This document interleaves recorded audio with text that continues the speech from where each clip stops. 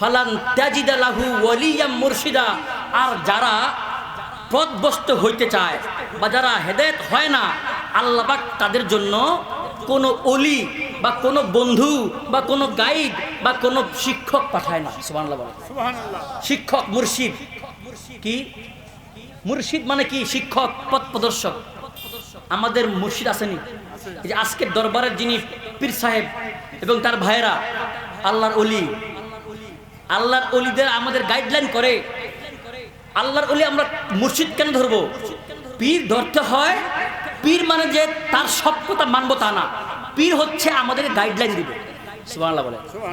পীর আমাদেরকে কোন পথে চলবো, আমাদের শিক্ষক যেমন আমাদেরকে সিলেবাস দিয়ে দেয়, এমন পীর আমাদেরকে সিলেবাস দিবে। এখন আপনার নামাজ নাই, রোজা নাই, হজ নাই, যাকাত নাই, পীর ধরলে লাভ হবে না। আপনার সমস্ত আমল ঠিক আছে, এখন পীর আছে, আপনার আমলের গাইডলাইন কেমনে আমল করে দেখাই দিবে। আমল নাই, পীর ধরলে লাভ হবে না। ওই পীর আপনাকে ভাষণের মধ্যে বলবে সে আমার মুরিদ না। পীর যদি বলে আমার মুরিদ না, যদি আপনি বলেন আমি ওনার মুরিদ, আপনি হাজারবার বলেন, যিনি আপনাকে মুরিদ বলে স্বীকার করে না, সে যদি না বলে আপনার কোনো ফায়দা হবে? এখন যদি সন্তানকে যদি বাবা বলে সে আমার পুত্র না, ত্যায্য পুত্র, আপনি কি সম্পত্তি পাবেন? এই যে বুঝেন। এমন আপনি যতই বলেন আমি অমুক পীরের মুরিদ, আমার নামাজ লাগবে না, তো যদি আপনি নামাজ না পড়েন, যে আমাদের পীর সাহেব যখন মুরিদ করায় বলে না নামাজ পড়বেন, বলে কিনা বলেন? নামাজ পড়বেন, ইসলামের প্রত্যেকটি আহকাম পালন করবেন। যদি আপনি না পালন করেন, পীর বলবে সে আমার কথা মানে নাই। কথা না মানার কারণে সে ত্যায্য মুরিদ। ঠিক কিনা বলে? এরকম বাবা, পীর ধরতে হবে কেন? খেয়াল করেন, একটা সহজে বুঝাই। এদিক থেকে ট্রেন আসেনি, ট্রেন ঢাকা যায়নি, ট্রেনের সামনে থাকে ইঞ্জিন, ঠিক কিনা? ইঞ্জিনের পরে থাকে প্যাসেঞ্জার বাহী বগি, এরপরে থাকে মালবাহী বগি, এরপরে কিছু খালি বগিও থাকে, থাকে কিনা বলেন? যখন আপনি ইঞ্জিনের সঙ্গে মালবাহী কিছু বগি লাগাইয়া দিলেন, ইঞ্জিনটা হচ্ছে মূল, ইঞ্জিনের গন্তব্য হচ্ছে পাটগ্রাম থেকে ঢাকা, অর্থাৎ দুনিয়া থেকে জান্নাত মনে করেন। এখন ইঞ্জিন যাবে দুনিয়া থেকে জান্নাত বা ঢাকা থেকে পাটগ্রাম থেকে ঢাকা। এখন এই ইঞ্জিনের পিছনে যারা লাগবে, ইঞ্জিনের পিছনে যাত্রীবাহী বগিও লেগে যায়, আবার মালবাহী বগিও লেগে যায়, আবার মালও নাই, যাত্রীও নাই, খালি বগি, কোনো দাম নাই, সেও লেগে যায়। ঠিক কিনা বলে? যদি বগি ইঞ্জিনের সঙ্গে লাগার কারণে খালি বগির কোনো দাম নাই, এরপরও যদি মূল্যবান ইঞ্জিনের সঙ্গে লাগার কারণে পাটগ্রাম থেকে যদি ঢাকা যাইতে পারে, এখন বলেন খালি বগি কি ঢাকা যাবে? যাবে না কেন? যদি ইঞ্জিন যায়, ইঞ্জিনের সঙ্গে যদি বগি লাগে, খালি বগি যাবে না? লাগা থাকলে যাবে, বুঝছে? এখন লাগা থাকলে যাইবেন। ইঞ্জিন যদি পাটগ্রাম থেকে ঢাকামুখী হয়, যদি আপনি ওই বগি খালিও থাকে, ওই বগির দাম নাই, ওই বগিও ঢাকা চলে যাবে।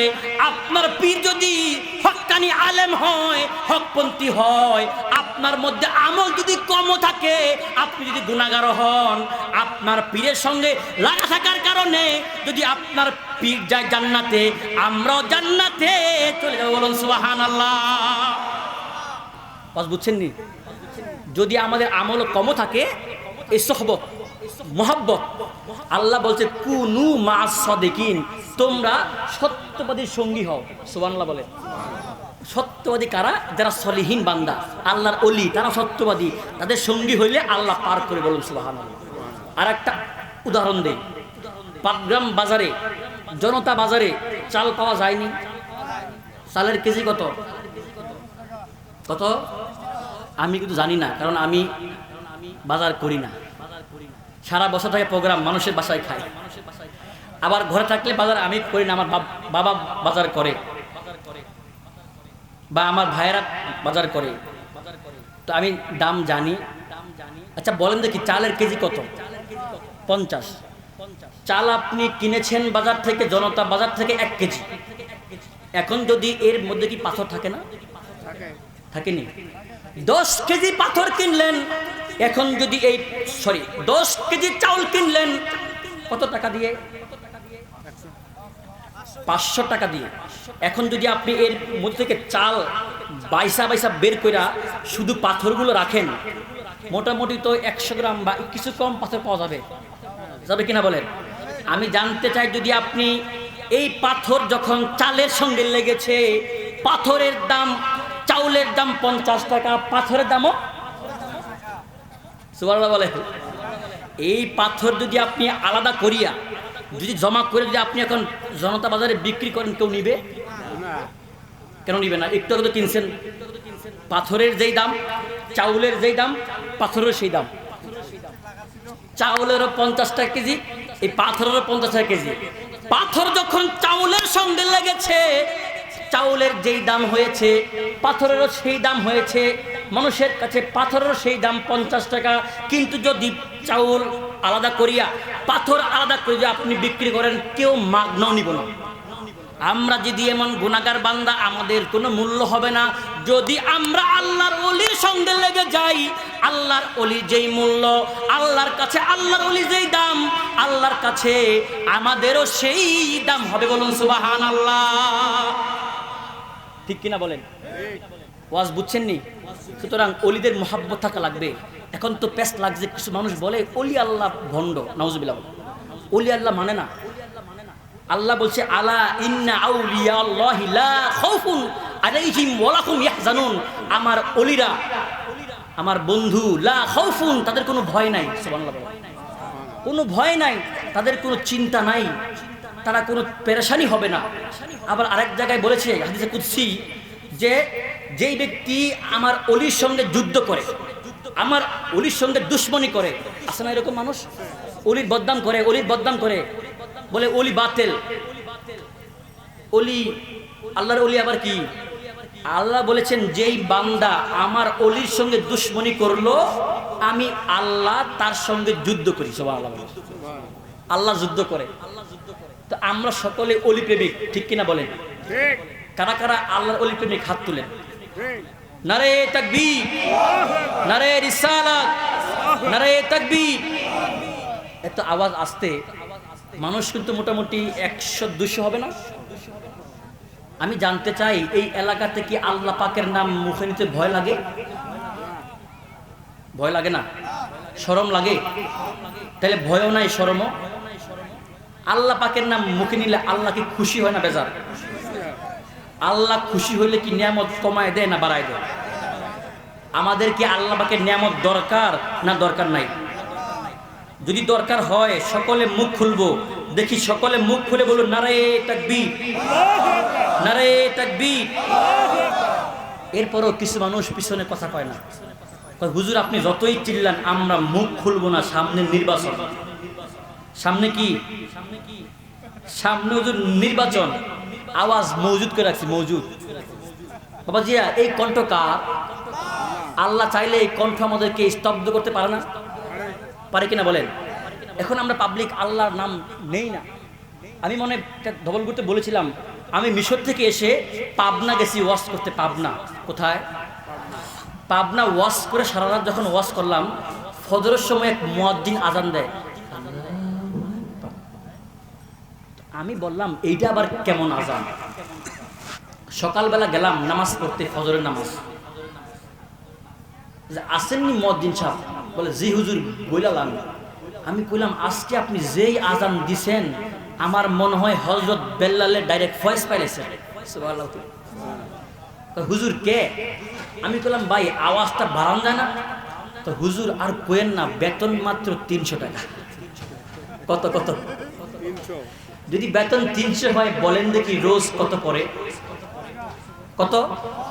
যদি 10 টাকা হয়, বলেন দেখি একদিনে আজান কয়টা? 5টা হইলে এক আজানে কত পড়ে?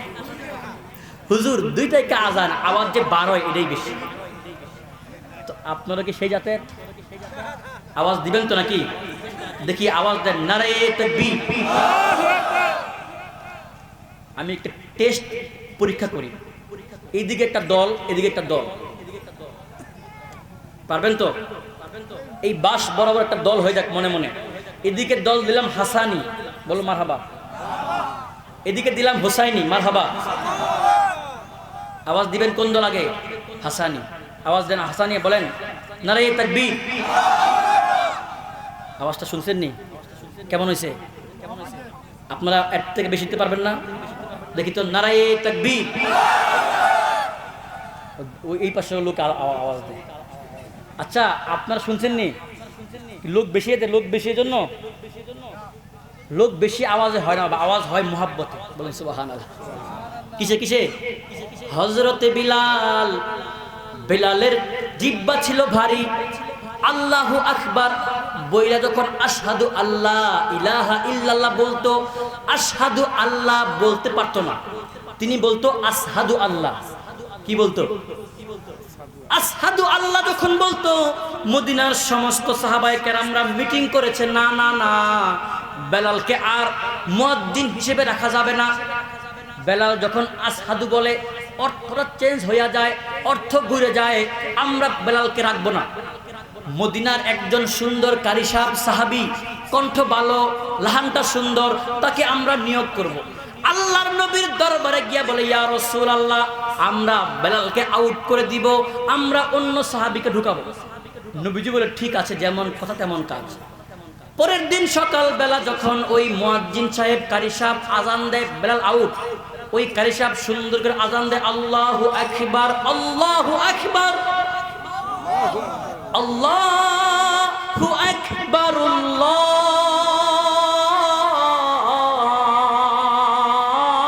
আল্লাহু আকবার, আশহাদু আল্লা ইলাহা ইল্লাল্লাহ, আশহাদু আল্লা ইলাহা ইল্লাল্লাহ।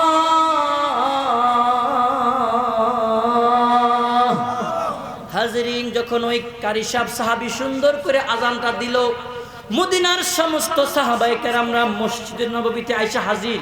নামাজটা পড়বে, ফজরের নামাজ। কিন্তু পূর্বে আকাশে চায়া দেখে, তখন তো কোনো ঘড়ি ছিল না, পূর্ব আকাশে চায়া দেখে সাদা লালিমা ওঠে না, সূর্যের কোনো দেখা, কেমনে নামাজটা পড়বে? এখন মদিনার সাহাবীরা টেনশনে পড়ে গেছে। মদিনার সাহাবীরা মনে করেছে কিয়ামত চলে এসেছে, এমন তো কোনোদিন কিছু হয় নাই, আজকে কেন সূর্য ওঠে না? আধা ঘন্টা, 1 ঘন্টা, 1.5 ঘন্টা, 2 ঘন্টা পার হয়ে গেল, এখনো সূর্য ওঠে না।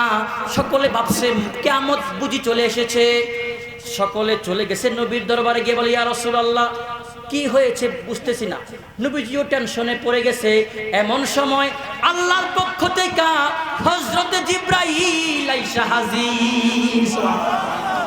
জিবরাইল এসে বলে, ইয়া রাসূলুল্লাহ, নবী গো, আল্লাহর পক্ষ থেকে এসেছি, আল্লাহর নোটিশ নিয়া। আল্লাহ জানিয়ে দিয়েছে গো নবী, আল্লাহর নোটিশ দিয়ে দিয়েছে, যদি আজকে বেলাল আযান না দেয়, কিয়ামত পর্যন্ত যদি মদিনার সমস্ত সাহাবায়ে কেরামরা আযান দেয়, আল্লাহ জানিয়ে দিয়েছে পূর্ব আকাশে আল্লাহ সূর্য উঠাইবে না। সুবহানাল্লাহ। আল্লাহ বলেছে, আল্লাহ বেলালের আযানটা বড় মুহাব্বত করে, বড় ভালোবাসে, কারণ বেলাল আযানটা দেয় মুহাব্বতে। আর যখন বেলাল মুহাব্বতে আযানটা দেয়, বেলালের এই আযানটা গিয়া আল্লাহর আরশে আজিমে গিয়া ধাক্কা লাগে। আল্লাহ ভালোবাসে বেলালের আওয়াজ, বেলালের কণ্ঠ ভালোবাসে। এই জন্য সঙ্গে সঙ্গে যখন আবার বেলালকে ডাক দিয়া আজান দেওয়াইলো, সঙ্গে সঙ্গে দেখে পূর্ব আকাশে সূর্য উঠে। বলুন সুবহানাল্লাহ। তো কি বুঝলেন? আওয়াজ মুহাব্বত, ঠিক কিনা? শুধু মুখ দিয়ে নয়, মুহাব্বতে। তো সকলে, সবাই মিলে আওয়াজ দিবেন। যারা বাইরে ঘুরতেছে তারাও চলে আসবে, সকলে আওয়াজ দেন, একটা তো বন্ধ রাখবেন না। নারে তাকবীর, পিছনের বাইরে আওয়াজ দেন, নারে তাকবীর, নারে তাকবীর। আল্লাহ নবী যেখানে, ঠিক কিনা? নবী যেখানে আল্লাহ সেখানে, নাকি? আল্লাহ যেখানে নবীও সেখানে। দেখবেন এখন কিছু জায়গায় প্যাচ লাগছে, মসজিদের মধ্যে আল্লাহ মুহাম্মদ লেখে না। আল্লাহর সঙ্গে মুহাম্মদ লেখলে বলে নাকি শিরক হয়ে যায়। নাউজুবিল্লাহ। এরকম আসেনি? আছে বাবা। আল্লাহ মুহাম্মদ একসঙ্গে কালেমায় আছে। এই কালেমা কাবা শরীফের গিলাফে লেখা। এই কালেমা এই কালেমা জান্নাতের চৌকাঠে লেখা, এই কালেমা সমুদ্রের মাছের পিঠে লেখা, বলুন সুবহানাল্লাহ। সৌদির পতাকায় লেখা, আল্লাহ যেখানে নবীও সেখানে, বলুন সুবহানাল্লাহ। যেই নবী উম্মতি উম্মতি বলে কাঁদে, সুবহানাল্লাহ। রব্বি হাবলি উম্মাতি, কাঁদেছেন নবী দিবারাতি, এখনো কাঁদেন সোনার মদিনায়, সুবহানাল্লাহ। আরে রব্বি হাবলি উম্মাতি, কাঁদেন নবী দিবারাতি, নবী উম্মত ছাড়া কি ছুই বুঝে না, আরে রহমাতুল লিল আলামিন, নবী শাফিউল মুজনাবিন, ঘোষণা দিয়াছেন আল্লাহ সাই গো নবীজি, নবী বিনে দরদি কেউ নাই আমার, নবী বিনে দরদি কেউ নাই গো মুমিন ভাই, নবী বিনে দরদি কেউ নাই। ভাই বন্ধু আত্মীয় স্বজন, স্ত্রী পুত্র কন্যাগণ, সবার চাইতে আমার নবীজি আপন, সুবহানাল্লাহ। নবীজি বলেছেন লা ইউমিনু আহাদুকুম হাত্তা আকুনা আহাব্বা ইলাইহি মিন ওয়ালিদিহি ওয়া ওয়ালাদিহি ওয়ান নাসি আজমাইন, উম্মত ততক্ষণ পর্যন্ত উম্মত হতে পারবে না, মুমিন হতে পারবে না, যতক্ষণ পর্যন্ত নবীজি তার কাছে স্ত্রী পরিবার পরিজন থেকে প্রিয় না হবে, বলেন সুবহানাল্লাহ। ভাই বন্ধু আত্মীয় স্বজন, স্ত্রী পুত্র কন্যাগণ, সবার চাইতে আমার নবীজি আপন, নবীজিকে জানের চাইতে অধিক ভালো না বাসিলে, হাদিসে কয় তোমার ঈমান নাই গো মুমিন ভাই, নবী বিনে দরদি কেউ নাই। চিৎকার মেরে বলো আল্লাহু আকবার, আরো জোরে বলো ইয়া রাসূলুল্লাহ। আমার ভাইয়েরা, আমি বুখারী শরীফটা নিয়ে এসেছি, আমার হাতে বুখারী শরীফ। কোন শরীফ? নাম শুনছেন নি? কিতাবে কিছু আলোচনা করি, শুনেন। এই বুখারী শরীফের মধ্যে এমন একটা হাদিস এসেছে, নবীজির মুহাব্বতের হাদিস, আমি আপনাদেরকে শোনাই। এর আগে বুখারী শরীফের পরিচয় দেই। বুখারী শরীফ কেমন দামি কিতাব। ইমাম বুখারী রহমাতুল্লাহ আলাইহি এই বুখারী শরীফ লেখার আগে তিনি হাদিসগুলো জমা করেছেন। ইমাম বুখারী রহমাতুল্লাহ আলাইহি হাদিস জমা করতে করতে করতে করতে ইমাম বুখারী 6 লক্ষ হাদিস জমা করছে, বলুন সুবহানাল্লাহ। কয় লক্ষ? 6 লক্ষ হাদিস জমা করার পরে ইমাম বুখারী রাহমাতুল্লাহ আলাইহি হাদিসগুলো বাদ দিচ্ছেন, বাদ দিতে তিনি 5000 সামথিং হাদিস রাখছেন। রাখার পরে তিনি একটা দৌড় দিয়েছে বাইতুল্লাহ শরীফে গিয়া। কোন কোন রিওয়ায়াতে এসেছে তিনি ওযু করেছেন, আবার কোন জায়গায় এসেছে তিনি গোসল করেছেন। গোসল করে মাকামে ইব্রাহিমের সামনে গিয়া 2টা রাকাত নফল নামাজ পড়ছে। সুবহানাল্লাহ। হাদিস লিখবে, বুখারী শরীফ লিখবে, লেখার আগে এই 2 রাকাত নফল নামাজ পড়ার পরে ইমাম বুখারী রাহমাতুল্লাহ আলাইহি মুরাকাবায় বসছে। কি কাবা? মুরাকাবা। এখন তো মানুষ মুরাকাবা মানে না, ওলিরা মুরাকাবা করে। দেখবেন ওলিরা বসে বসে ধ্যান করে, করে কিনা বলে? ধ্যান করে। ওলিরা বসে বসে ফিকির করে, এই কেমনে এই দুনিয়া বানাইলো, আল্লাহ পাক মানুষ কেমনে বানাইলো। মুরাকাবা করা হাদিসে আসছে তাফাক্কুরুস সাআ খায়রুম মিন কিয়ামিল লাইল। 1 ঘন্টা বসে ফিকির করা, চিন্তা করা, মুরাকাবা করা সারা রাত নফল নামাজের চেয়ে উত্তম। সুবহানাল্লাহ। সারা রাত নফল নামাজ পড়লে যে সওয়াব, তার চেয়ে বেশি সওয়াব হচ্ছে কি করা? 1 ঘন্টা বসে ফিকির করা। সুবহানাল্লাহ বলে। আল্লাহর ওলিরা বসে ফিকির করে আল্লাহ পাক এই দুনিয়া কেন বানিয়েছে, জান্নাত কেন, জাহান্নাম কেন, মানুষ কেন? বলুন সুবহানাল্লাহ। তুমি মানুষ দিয়া মানুষ বানাও, মানুষ দিয়া মানুষ বানাও, তুমি থাকো কোন জায়গায়? আল্লাহ তোমায় খুঁজতে যায়া পইরা গেছি বিষন্দায়। সুবহানাল্লাহ। আল্লাহ তোমায় খুঁজতে যায়া পইরা গেছি বিষন্দায়। তুমি মানুষ দিয়া মানুষ বানাও, মানুষ দিয়া মানুষ বানাও, তুমি থাকো কোন জায়গায়? আল্লাহ তোমায় খুঁজতে যায়া পইরা গেছি বিষন্দায়। আল্লাহ তোমায় খুঁজতে যায়া পইরা গেছি বিষন্দায়। এই মানুষে থাকলে তুমি মেরাজে কেন যায় নবী? সুবহানাল্লাহ বলে। এই মানুষে থাকলে তুমি মেরাজে কেন যায় নবী? নবীর ভিতর থাকলে তুমি দিদার পেল কোন ছবি? সুবহানাল্লাহ। আল্লাহ মানুষের সুরতে ধরছে। আল্লাহ বলে আমি আদম বানিয়েছি আমার সুরতে, ঠিক কিনা বলেন? আবার আদম সুরত করছো দাবি, আদম সুরত করছো দাবি, আদম সুরত করছো দাবি, তাইও দেখি নবীজির গায়।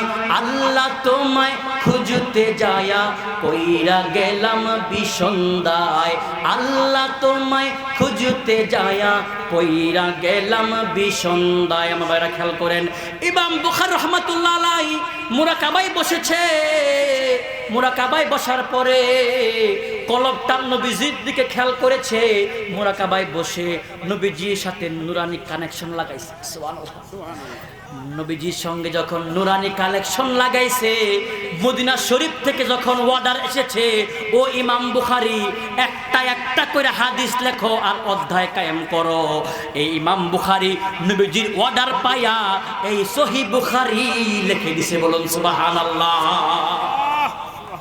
নবীজির অর্ডার পেয়ে এই হাদিসটা লেখো না, লেখা নাই, এটা লেখো, লেখছে।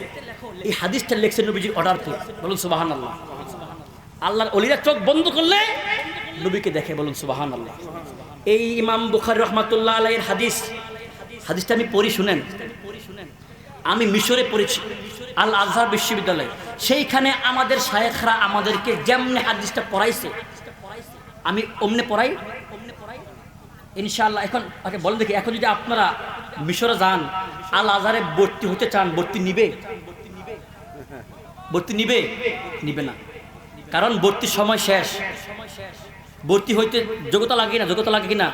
আলিম পাস করতে হয়, গোল্ডেন এ প্লাস পাইতে হয়, পরীক্ষা দিয়ে সেরা 10 জনের মধ্যে থাকতে হয় সারা বাংলাদেশে, তখন স্কলারশিপ দেয়। এখন কি আপনারা পারবেন? পারবেন না। এখন আপনারা যে যেমনে আজহারের শায়েখরা আমাদেরকে পড়াইছে সেমনে পড়াই, শুনেন। আন্না আবা হুরায়রা কানা ইয়াকুল, হযরত আবু হুরায়রা রাদিয়াল্লাহু তাআলা আনহু বলেন। আপনারা কি আবু হুরায়রাকে চিনেন? চিনেন না? নাম শুনছেন, দেখছেন? উনি কে শুনেন? মসজিদে নববীতে 70 জন আহলে সুফার সদস্য, তারা শুধু নবীজির দিকে তাকায় থাকে। নবীজি খাওয়াইলে খায়, না খাওয়াইলে খায় না। নবীজির হাদিস শুনে তারা বলে আমাদের যখন ক্ষুধা লাগতো নবীজির চেহারার দিকে তাকাইলে আমাদের ক্ষুধা নিবারণ হইতো। বলুন সুবহানাল্লাহ। সাহাবী এই আবু হুরায়রা তাদের মধ্যে একজন। তিনি হাদিসটা বলে, তিনি বলে একদিন আমার নবীজির দিকে তাকায় থাকি, হাদিস শুনি। তিনি হাদিস সবচেয়ে বেশি বর্ণনা করেছে, সবচেয়ে বেশি আবু হুরায়রা বর্ণনা করেছে। তিনি বলে আমি তো এত হাদিস জানতাম না, আমার একটা রোগ হয়েছিল, আমি শুধু শুনলে ভুলে যাই। নবীজির পিছনে আমি এত হাদিস শুনেছি, নবীজির জবান থেকে আমি কত হাদিস শুনেছি, একটা মনে নাই। সুবহানাল্লাহ বলে।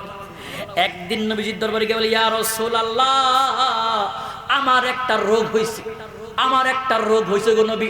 নবী বলে কি রোগ? আবু হুরায়রা বলে, ইয়া রাসূলুল্লাহ, আমি এত হাদিস শুনেছি গো নবী, ইন্নী আসমাউ মিনকা কাসীরাম মিনাল হাদিস, কত হাদিস যে আমি জীবনে শুনেছি, একটা হাদিস আমার মনে নাই। সুবহানাল্লাহ বলেন। নবী বলে, ও আবু হুরায়রা এখন কেন আসছো? বলে, ও নবী আপনি আমাকে চিকিৎসা করেন। আমি বলি, অসুখ হইলে আমরা যাই কার কাছে? ডাক্তারের কাছে। কিন্তু দেখেন সাহাবাদের কি আকীদা, সাহাবার আকীদা হলো কোনো ডাক্তার ফাক্তার কাম হবে না, এই রোগের চিকিৎসা শুধু নবীর দরবারে আছে। বলুন সুবহানাল্লাহ। সাহাবী ডাক দিকে, ইয়া রাসূলুল্লাহ আমার অনেক বড় রোগ হয়েছে নবী, আমি শুনলে খালি ভুলে যাই, একটাও হাদিস আমি মনে রাখতে পারি না, মাথার মধ্যে একটা হাদিসও নাই। নবী ডাক দিয়ে কো, আবু হুরায়রা তোমার এই রোগের চিকিৎসা গো, এই রোগের চিকিৎসা আমি রহমাতুল লিল আলামিনের দরবারে আছে। বলো সুবহানাল্লাহ। তাই নবী তাই নাকি? বলে, হ্যাঁ আসো আমি নবী চিকিৎসা করি। এখন নবী বলে, ও আবু হুরায়রা ইবসিত রিদাআকা, ও আবু হুরায়রা তুমি তোমার গায়ের চাদরটা খুলো। আবু হুরায়রা খুলছে, খোলার পরে বলে, এইটা আমার সামনে মেল ধরো। আবু হুরায়রা যখন মেলে ধরলো, আল্লাহর নবী ফাক গরিফা লাহু কি যেন খেও দিয়া আবু হুরায়রার চাদরের মধ্যে ঢাললেন। সুবহানাল্লাহ বলে। কি যে খেও দিয়া নিছে একমাত্র নবী আর আল্লাহ ছাড়া কেউ জানে। নবীর ক্ষমতা আসেনি? এই নবীজি দেখেন এইভাবে ফাক গরিফা কি যেন খেও দিয়া আবু হুরায়রার চাদরে যখন ঢেলে দিলেন, আল্লাহ নবী বলে, ও আবু হুরায়রা দম্মাহু তুমি এটা তুমি তোমার বুকে লাগাও। আবু হুরায়রা বলে, ফা দমামতুহু আমি যখন আমার বুকে লাগাইলাম, আল্লাহর কসম করে বলছি, আল্লাহর নবী যখন আমাকে বুকে লাগাইতে বললেন, ওই বুকে লাগানোর পর থেকে আজ অবধি আমি আবু হুরায়রা যত হাদিস শুনেছি, শুধু হাদিস নয়, জীবনে যত ঘোড়ার আওয়াজ, গাধার আওয়াজ, ব্যাঙের আওয়াজ, বে বে মে মে আওয়াজ শুনেছি, আমার বুকটা একটা টেপ রেকর্ড হইয়া গেছে। আমি আবু হুরায়রা জীবনও ভুল নেই। বলুন সুবহানাল্লাহ। আমার জেহেন এত বৃদ্ধি পেয়েছে, আমি যত হাদিস শুনছি সব আমার মনে আছে। বলুন সুবহানাল্লাহ। এই আবু হুরায়রার পরিচয় দিলাম। এই আবু হুরায়রা বলে, একদিন আবু হুরায়রা কয়, ইন কুনতু লা আতামিদু বিকাবাদি আলাল আরদি মিনাল জু। আবু হুরায়রা কয়, আমার যখন একদিন এমন ক্ষুধা লেগেছে, ক্ষুধার যন্ত্রণায় আমি থাকতে পারি না। আমাদের ক্ষুধা লাগেনি? আবু হুরায়রা কয়, আমার এত ক্ষুধা লাগছে, আমি তো থাকি মসজিদে, খাবার পাই না, কিন্তু নবীজি নাই, নবীজির দিকে তাকাইলে তো আমার ক্ষুধা চলে যায়, নবীজি তো আমার কাছে নাই, আমি কেমনে ক্ষুধা নিবারণ করি? এখন আবু হুরায়রা বলে, আমি যখন ক্ষুধা লাগছে, আমি পেটটাকে মাটির মধ্যে চাপা দিয়ে রাখলাম। সুবহানাল্লাহ। সাহাবারা দেখেন কত কষ্ট করে, আর আমরা না খাইতে পারলে এমন জালেম হই, মানুষের জায়গা সহ খেয়ে ফেলি। ঠিক কিনা বলে? আবু হুরায়রা কয়, আমার এত ক্ষুধা লেগেছে, পেটটাকে আমি মাটির মধ্যে চাপা দিয়ে রাখলাম, এরপরও আমার পেটের ক্ষুধা যায় না। পেটের ক্ষুধা যখন যায় না, আমি একটা বুদ্ধি করলাম, বড় একটা পাথর নিয়ে আমি আবু হুরায়রার পেটের মধ্যে চাপা দিয়ে রাখলাম। সুবহানাল্লাহ। নবীজিও মাঝে মাঝে পেটের মধ্যে পাথর বাঁধতো। আবু হুরায়রা কয়, আমিও পেটের মধ্যে পাথর বাঁধলাম, কিন্তু পেটের মধ্যে পাথর বাঁধার পরেও আমার ক্ষুধা নিবারণ হয় না, জীবনটা যায় যায় অবস্থা। আমি কি করব? পেটটাকে যখন চাপা দিলাম যায় না, পাথর চাপা দিলাম যায় না, এখন আমি একটা বুদ্ধি করলাম। কি বুদ্ধি? যাইলাম সামনে গিয়া, মসজিদের নববীর সামনে একটা গোল চত্বর আছে, এই যে হাদিস, এই যে বলতেছে, এই যে আল্লাযিনা ইয়াখরুজুনা মিনহু ফাকাতু ইয়াওমান আলা তরিকিহিম, রাস্তার মধ্যে একটা গোল চত্বর আছে, ওই গোল চত্বরে গিয়ে আমি দাঁড়াইলাম, দেখি খাবার নি পাই। এখন আবু হুরায়রা দেখে কোনো খাবার নাই, আশেপাশে কেউ নাই, কি মনে হয় ভিক্ষা করবে? নবীর শিক্ষা করো না ভিক্ষা।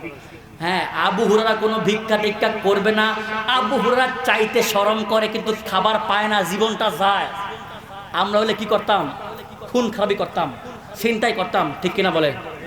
এখন দেখেন সাহাবী দেখেন কি করে, মজার হাদিস। সাহাবী তাকায় দেখে, ফামাররা আবু বকরিন, দূর থেকে আবু বকর, আফদালুন নাসি বাদাল আম্বিয়া, দুনিয়ার মধ্যে নবীদের পরে শ্রেষ্ঠ সাহাবী, শ্রেষ্ঠ মানুষ হযরত আবু বকর আসতেছে। বলুন সুবহানাল্লাহ।